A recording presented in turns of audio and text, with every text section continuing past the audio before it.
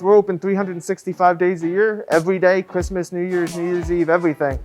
To be off for one day because of a blizzard is weird. To be shut down for 7 months is just the most surreal feeling I can ever remember. I was coming in here every day, powering the equipment up, making sure everything worked right, and nobody was coming. What happened at this location was, due to it being on the college campus with the lack of students, we actually had to shut it down because business dropped so severely. So we then had to find other Qdoba sites for the people who wanted to remain employed with us. So we had to take a quick course of action there, and thankfully with this really happening all over in the area, we were able to find those sites for those employees. Primarily thought it was just going to be a short-lived thing. You know, we was right around spring break. We had already ordered food and supplies for the following week after the students came back, and we're wondering how long it was going to be. We're thinking a couple of weeks, a couple extra weeks, maybe April.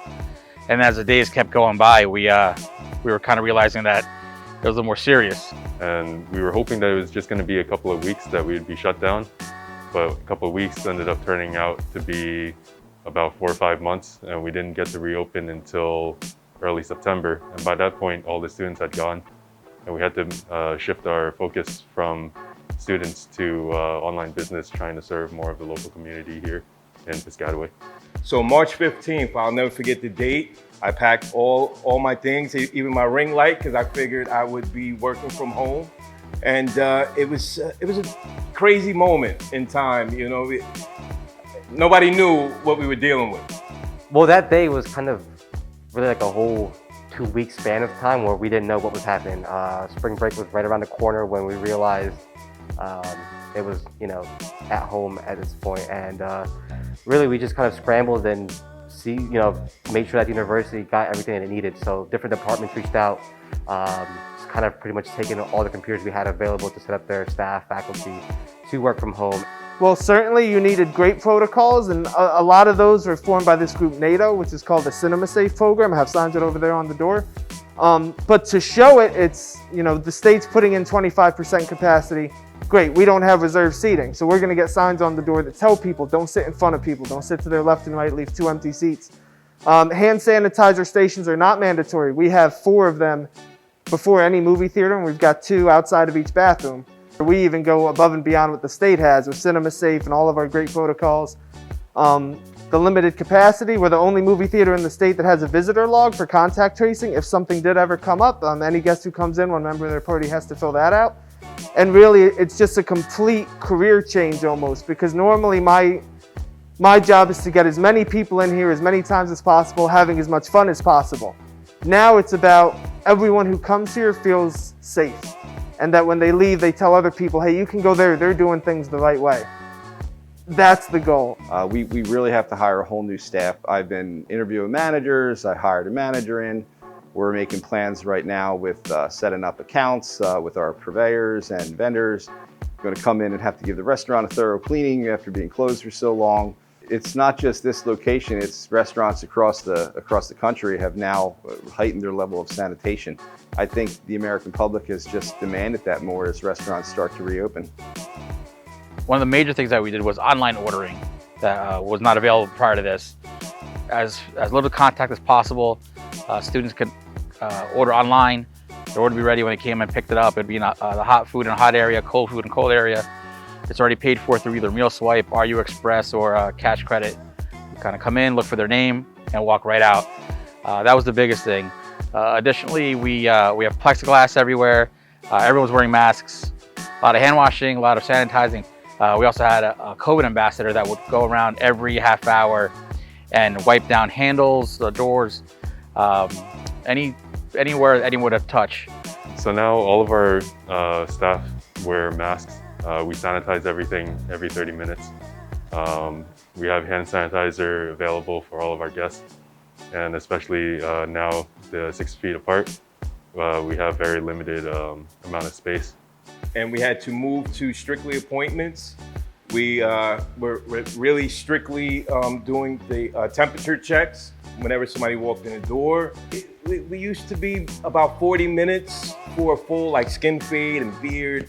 Now we keep that at an hour. So when I'm done with a client, I can get the Lysol, I can wipe down the chair, I can clean my utensils, and we can just be prepared for the next client and make sure there's not too much traffic mixing. For the meantime, we set up curbside pickups. A lot of other retailers did the same. We handled as much as we could over email, over the phone.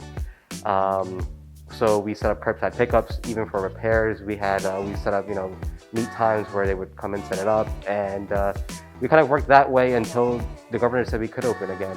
We set up signs on the floors just to make sure everyone kept social distancing. And we sanitized everything. We brought in UV lights to kind of zap all the demos after customers came in to make sure we, kept everyone safe, our employees safe. Just, cleaning everything down a little bit more and, just being as safe as possible. Yeah, I've always looked at Rutgers Cinema as a safe, fun thing that students can do here on a Friday night, Saturday night. In terms of how we contribute to the community, we're a fun thing students can do that doesn't involve, going out to a bar, going to a frat house, making a bad decision. You come here, you watch a movie, you go home. When we had Avengers Endgame, when we had Captain Marvel, I was showing movies 24 hours a day here. Students were coming here at 3 in the morning to watch Avengers Endgame, and we were just giving them free Red Bull to make it through and enjoy the movie. That type of niche entertainment and really one-of-a-kind experience that only students at Rutgers have is what I'm proudest of contributing to this community, because no other university has an on-campus movie theater that plays first-run movies the day they come out. If students want to watch Avengers Endgame, they don't need to leave campus. They can just come here, watch the movie, and then the atmosphere becomes amazing because you have all these 18 to 22-year-olds who go to the same school, common interests, watching a movie they all love, and they start cheering and roaring, and it just creates a really unique, great, fun atmosphere that students can have on any given weekend, any given weeknight. If you just need to get away from your dorm for a couple hours, this is a great way to do it. We bring some really good food to the community. The college students love us. It is a great environment in this restaurant, unlike almost any other one I have during the week when the students are in full force on campus. They come in and the line just wraps to the door, and you can feel the energy, unlike other stores where it's just normal people coming in. I think college students bring that enthusiasm. Combs Market is a little bit different in that it offers food as well as grocery items, and it being located in the plaza, especially on a beautiful day like this, students can eat outside and enjoy the environment as opposed to being inside of a dining hall where food is still great, but this is a little bit different, especially on nice days. So all of our front of the house staff are Rutgers students, so we try to support our community as much as we can.